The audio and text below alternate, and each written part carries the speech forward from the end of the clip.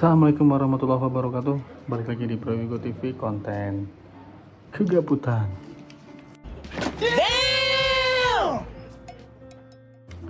Ya, sekedar informasi ya buat penonton yang terhormat, bahwa hari ini udah beberapa hari kemarin sih, Prowigo TV itu sekarang menyajikan siaran konten soal seputar edukasi ya, entah itu soal overthinking kayak kemarin, entah itu nanti soal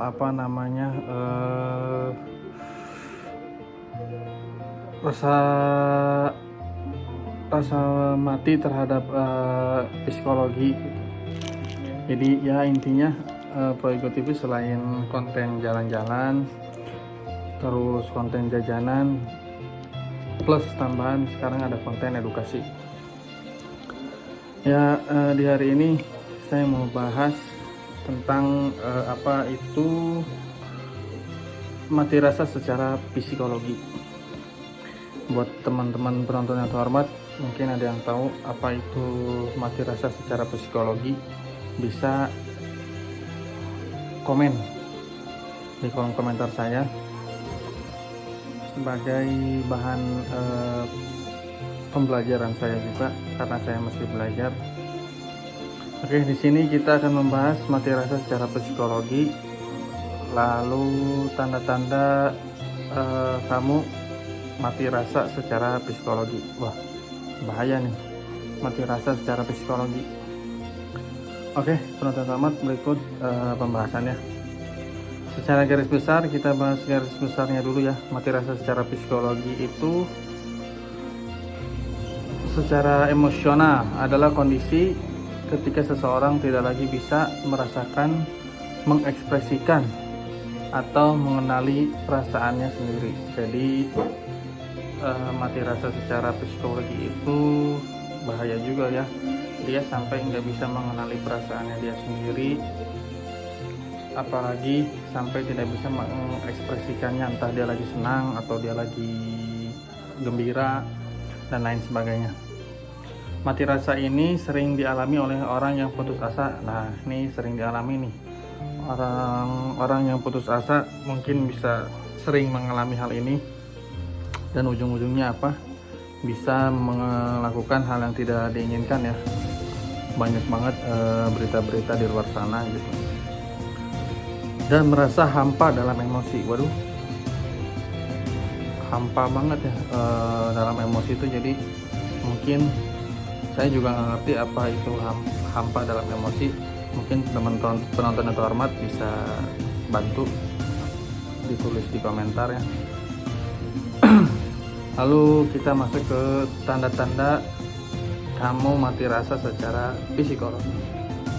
Kita masuk tanda-tanda yang pertama, itu adalah merasa putus asa. Kamu merasakan kehilangan harapan dalam hidup. Wah, hilang harapan dalam hidup. Wah, ini memang benar-benar udah putus asa nih. Kita nggak bisa lagi mengharapkan mengharapkan apa yang kita inginkan gitu. Hilangnya gairah untuk menjalani hidup, bahkan hari-hari yang kamu lewati itu terasa hampa hingga terasa tidak punya masa depan lagi. Waduh, jadi sehari-hari itu ngerasa hampa ya. Hari-hari itu ngerasa ya gue mau ngapain sih gitu. Dan berpikiran gue udah nggak ada masa depan lagi. Jadi ini mungkin bisa nyambung ke yang kemarin ya, ke overthinking secara berlebihan, memikirkan sesuatu yang belum terjadi. Lalu kemudian yang kedua itu semua terasa datar. Kamu melewati hari-hari dengan perasaan yang datar, kosong, dan hampa. Tidak ada semangat lagi kamu untuk menjalani hidup ini. Sudah pasrah dengan keadaan. Jadi di sini mungkin kondisinya mau gimana pun ya dia udah pasrah gitu ya. Terus juga dia udah tidak ada semangat lagi untuk mengekspresikan dirinya untuk menjalani kehidupan dia sehari-hari. Ini bisa bahaya nih, ujung-ujungnya bisa maaf tanda kutip, bisa melakukan hal yang tidak diinginkan seperti misalkan bunuh diri atau yang lain sebagainya gitu, yang bisa mencelakakan diri dia sendiri. Lalu yang ketiga itu kebal rasa sakit. Ketika kamu disakiti orang, kamu sudah tidak peduli dengan rasa sakit itu, bahkan pasrah menerimanya. Jadi misalkan ada penonton yang terhormat gitu yang disakiti atau dilukai gitu, itu ngerasa udah nggak ada rasa sakit itu sendiri gitu, jadi udah pasrah aja gitu menerima ya. Sebenarnya ini nggak baik juga ya, harusnya kita bisa melawan dengan cara yang baik lah. Lalu kemudian hal itu dikarenakan saking semua terasa hampa hingga tidak dapat merasakan sakit lagi. Jadi balik lagi ya, semua itu jadi merasa hampa, jadi tidak ada lagi rasa yang dirasakan ketika dia disakiti, ketika dia dijahati. Jadi udah aja lah itu, pasrah ya. Tadi mungkin 3 tanda-tanda kamu mati rasa secara psikologi, dan semoga penonton yang terhormat tidak ada yang mengalami hal itu. Dan juga kalau ada yang mau menambahkan tanda-tanda kamu merasakan mati rasa secara psikologi untuk penonton yang terhormat, bisa tulis di kolom komentar, karena saya juga masih belajar ya, masih riset kenapa.